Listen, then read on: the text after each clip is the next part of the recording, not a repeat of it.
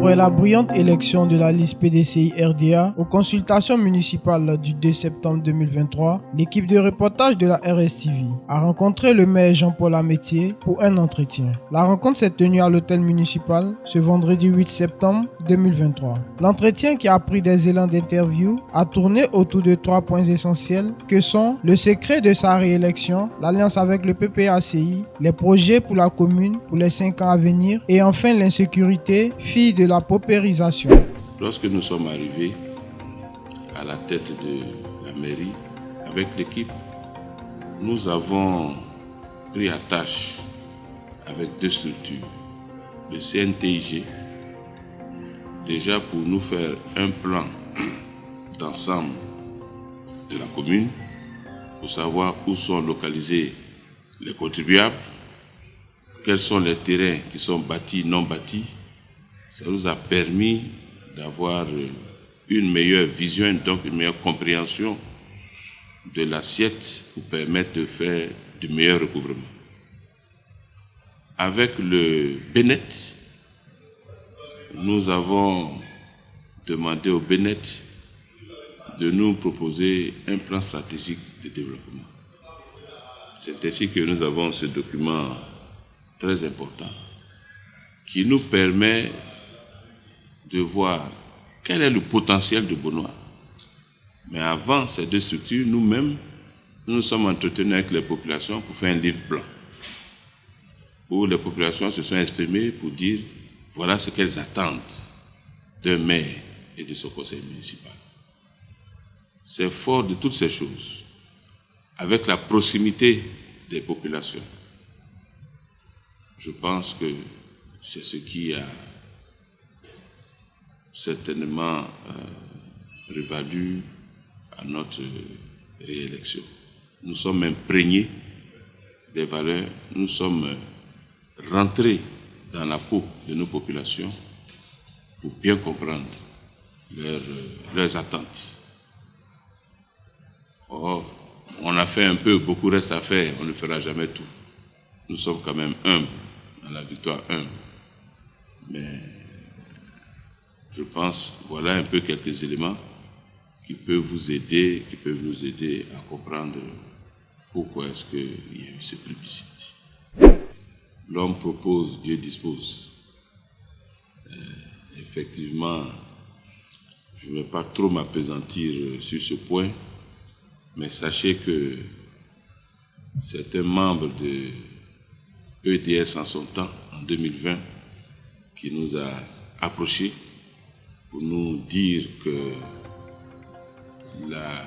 le PDCI ayant la mairie, nous devions aider EDS à avoir les législatives et que pour les régionales, nous mettrons tous ensemble, ainsi que les frères de Bassam et d'Aboisseau. Ce que nous avons respecté notre part. Nous avons fait des propositions à nos amis du PPACI, en tout temps ils sont du PPACI. Mais bon, il y a eu beaucoup de consultations, mais malheureusement, l'objectif d'aller ensemble ne s'est pas réalisé. En tout cas, ce n'est pas de notre fait, puisque nous avons fait des propositions dans ce sens. Qui à chaque fois, on a eu à nous dire que c'était le siège Abidjan qui refusait les propositions que nous faisions. Bon, voilà le résultat. Ok, donc il y a ce premier point.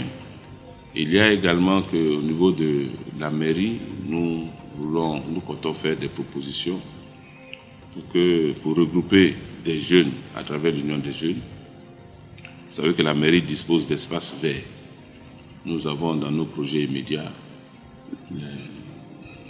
l'intention de demander à ces jeunes de venir occuper ces espaces verts pour faire de la culture. Nous allons prendre la tâche avec les experts du ministère de l'Agriculture pour voir si c'était quel genre de culture est-ce que l'on peut pratiquer. Dans nos projets également, il y a la construction de plusieurs complexes sportifs dans les différents quartiers. Donc, il y a, à Bonois, on a un seul complexe sportif, et ça c'est un bien grand mot, pas de complexe sportif, mais on en mettra un à Benyeri, un à Brunukro, pour que les jeunes, à travers le sport, puissent s'occuper et pourquoi pas avoir des athlètes de reconnaissance internationale. Nous allons également rapprocher la mairie des populations, en ce sens que Yahou et Samo, nous créerons des annexes de la mairie, des délégations. Ici, il y aura un maire résident à Yahou, un maire résident à Samo, avec toutes les équipes qui travaillent dans une mairie, de sorte que les parents n'aient plus à se déplacer de Samo ou de Yahou pour venir à Bonois, pour faire des extraits de naissance, ainsi de suite, ainsi de suite. Okay. Bien sûr, nous continuerons l'électrification rurale, la construction d'hôpitaux, et nous avons mis à disposition un fonds de 10 millions qui sera logé dans une banque locale, ici à Bonois, et chaque année, nous renouvelerons ce montant-là de 10 millions pour pouvoir toucher le maximum de personnes. Avec cela, endiguer une bonne partie de la pauvreté. Mais il y a la construction du commissariat qui doit se faire. C'est vrai que le commissariat a été détruit lors des événements, je pense, de 2020. Donc le commissariat, on doit le reconstruire. Nous avons également donné un terrain à Yahou, à la police nationale, pour la construction d'un commissariat également à Yahou. Oui, le problème de la sécurité est un problème crucial pour toutes les villes, quelles qu'elles soient. Le problème de la sécurité n'est pas propre à Bonois. Dans toute la Côte d'Ivoire, il y a l'insécurité. Vous savez, dans le monde, il y a tout. Il y a des bonnes, il y a des moins bonnes personnes. Maintenant, vous savez que tout ce qui a trait à la sécurité, à l'éducation, c'est du ressort de l'État. Certes, nous sommes un démembrement de l'État, c'est une déconcentration. Mais ce que je voulais dire pour Bonois, nous avons en son temps approché la direction générale de la police afin qu'il y ait des patrouilles régulières. Et je pense que la police nationale même a un exercice qu'elle appelle opération épervier, qui consiste des jours durant à faire des patrouilles dans certaines villes.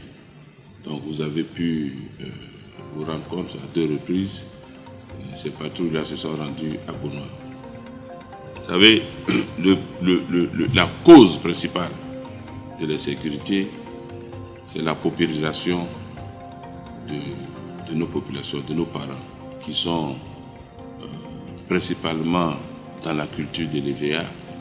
Et aujourd'hui, les revenus sont très maigres.